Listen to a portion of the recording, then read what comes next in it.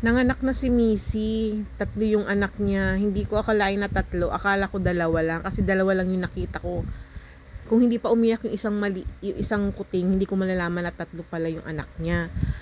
Pagkatapos, sa ilalim siya kasi nanganak dahil nakakawala siya sa cage. Hindi ko alam kung paano. Talagang lumusot siya, sinira niya yung cage. And thank God, ayan na, nanganak na nga siya. 3 pure ginger cats talaga yan kasi ginger cat din yung tatay niyan, si Kit.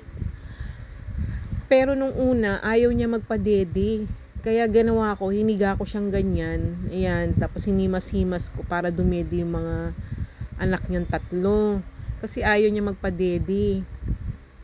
Tapos pagod na pagod siya dyan, antok na antok siya, ayaw, nilalabanan niya antok niya, kaya hiniga ko muna siya dyan.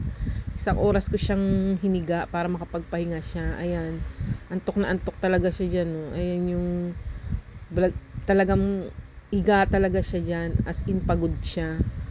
Kaya binantayan ko muna ng 1 oras para makadedi yung mga anak niya. At saka para makatulog din si Missy. Kasi pagod na pagod siya.